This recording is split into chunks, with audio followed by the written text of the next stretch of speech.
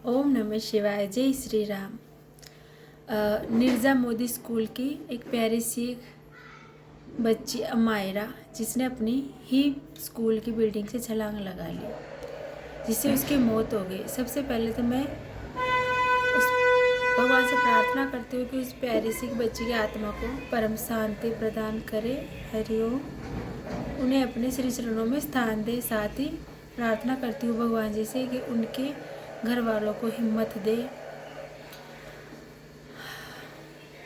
बड़ी दुखद खबर और मतलब शब्द नहीं है, क्योंकि मैं खुद एक बच्ची की माँ हूँ, तो उन माता पिता का दर्द बखूबी समझ सकती हूँ। और मेरे मन में सवाल भी है बहुत तरह के, और मैं सवाल खुद से कर रही हूँ। मेरे ज़रिए ये सवाल सभी माँओं का है। हर कोई अपने भीतर में सवाल करे कि चौथी क्लास की बच्ची कितनी मासूमियत होती है बचपन में, लेकिन ये जो छोटे बच्चे हैं, इतने प्यारे, इतने छोटे बच्चों को इस तरह की सोच डेवलप होना कि आत्महत्या जैसी चीज़, ये इस समय बहुत बड़ी, बहुत संवेदनशील, बहुत सोचने वाली बात है कि छोटे बच्चों में इस तरह की सोच कैसे डेवलप हो सकती है। उनका बचपन कहाँ जा रहा है।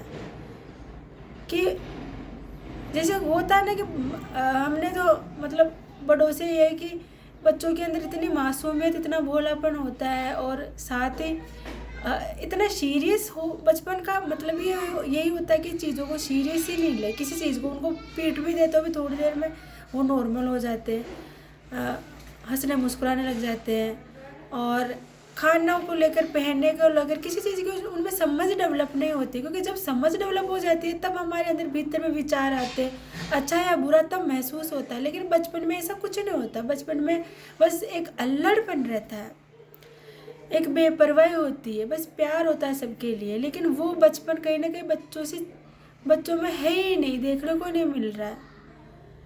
कि इन सब का कारण क्या है, कहाँ कमी आ रही है। बस हर माता पिता को उन सारी चीज़ों पर ध्यान देना चाहिए, बड़ों को ध्यान देना चाहिए कि उनका बचपना छीने नहीं। इसमें बहुत सारे बदलाव की ज़रूरत है। अभी इस समय की जनरेशन पुरानी जनरेशन के हिसाब से बहुत एडवांस है। उनका दिमाग बहुत एक्टिव है, बड़े जल्दी कैचिंग पावर भी बहुत अच्छी है, चीज़ों की समझ भी बहुत अच्छी है पहले की तुलना में। तो कहीं ना कहीं टेक्नोलॉजी का असर भी है।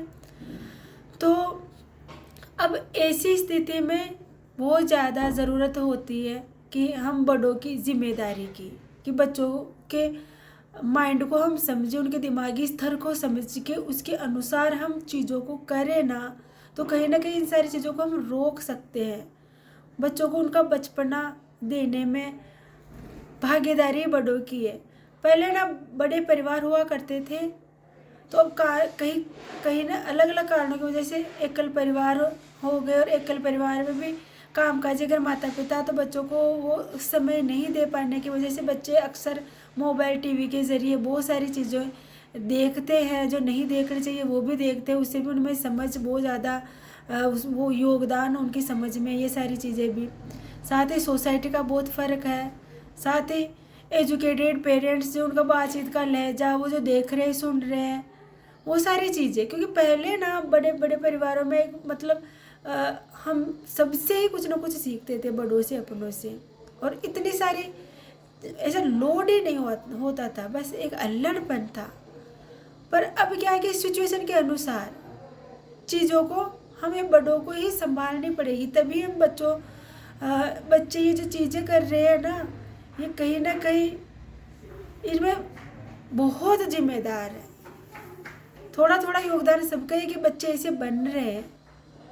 इसीलिए कृपया खुद से सवाल ज़रूर करें बड़े अपने, उनका बचपना लौटाए, उनके साथ ज़्यादा से ज़्यादा समय बिताने की कोशिश करें, भोलापन रखें। और जब आप एक चीज़ ये भी है कि आप जब डांटते, हम बड़े जब बहुत प्यार देते हैं कि भाई हाँ मेरा इकलौती संतान है, क्योंकि अभी हम दो, हमारे दो होते हैं तो बहुत हम लाड प्यार से परवरिश करते हैं।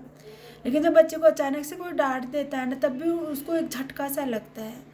तो ये सारी चीज़ें बचपन से ही हम बहुत छोटे से लेकर बड़े जब बढ़ रहे हैं, बच्चे चल रहे हैं, तो ऐसी सिचुएशन में कि बच्चा गलती करने पर उनको ये होना चाहिए कि हाँ डांटते ही है, बड़े हैं तो अगर गलती करी तो डांटते ही है, उसमें इतना ज़्यादा सीरियस नहीं। तो ये सारी चीज़ों का हमें ध्यान देना पड़ेगा कि गलती करने पर डांट पड़ती है तब भी इतना ज़्यादा है, उनको धक्का कैसे है। तो बस यही है कि खुद से सवाल करें कि मुझसे क्या भूल हो रही है कि मेरे बच्चे में इतनी ज़्यादा समझ डेवलप हो रही है, या वो कौन सी दिशा में। माता पिता को सब मालूम होता है, देखिए अपना बच्चा कैसा है। तो अब वही सारी चीज़ें बाहर निकलता है तो वैसी चीज़ें नहीं मिलती, इसीलिए हर चीज़ का हमें ध्यान रखना पड़ता है। बिल्कुल जैसे हम भोजन करते हैं ना, तो एक चीज़ हमारे लिए हमारी ऊर्जा को पूर्ण नहीं कर सकती, हम सारी चीज़ें लेते हैं तभी हम अपना शरीर को ऊर्जा दे सकते हैं जिससे वो चले। उसी प्रकार सोच भी वही सारी चीज़ें हमें बच्चों को, मतलब ये समाज एक समुद्र है और तैरना इसमें हम बड़े ही सिखाएंगे बच्चों को, इसलिए सारी चीज़ें होनी चाहिए। साथ ही ये ध्यान रखें कि उसका बचपना छीने नहीं, समझ नहीं आए, खेले बच्चों के साथ, उनको टाइम दे, पढ़ाए उनको। आप खुद भी ना फ़ोन से, टीवी से ये बड़ी बड़ी सीरियस चीज़ें देखते हो बच्चों के सामने, तो कृपया बंद कर दे।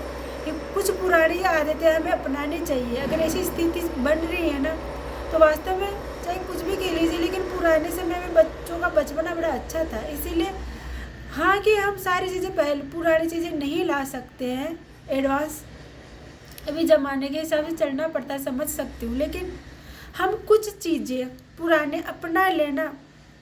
जैसे पहले खाना खा के, टाइम पर खाना खा के सभी बड़े एक दूसरे के साथ बात करते थे, औरतें एक दूसरे के देवरानी जेठानी बात करते थे, बच्चे खेलते रहते थे, कहानियाँ सुनते थे खुद मुँह से।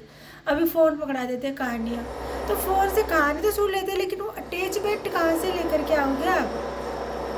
बच्चों के साथ जो एक जुड़ाव हो जाता है, जब हम खुद कहानी कहते हैं ना, तो एक जुड़ाव हो जाता है बच्चे के साथ। तो वो जुड़ाव आप कैसे दोगे? फ़ोन से सब कुछ दे तो दोगे, परोस तो दोगे आप, लेकिन भावनात्मक चीज़ें कैसे दो? वो भावनात्मक अटैचमेंट फ़ोन से नहीं, वो केवल हमारे खुद से ही मिल सकता है बच्चे को। इसीलिए प्लीज़ आप कुछ पुरानी चीज़ें अपना लीजिए और कुछ नई चीज़ें, तो इससे है ना हमारा ही इसके अंदर, इसमें कोई नुकसान नहीं है बल्कि फ़ायदा ही है। इसलिए प्लीज़ हमें इस बड़ों को ही इस बात को समझने की सख्त ज़रूरत है। ओम नमः शिवाय। जय श्री राम।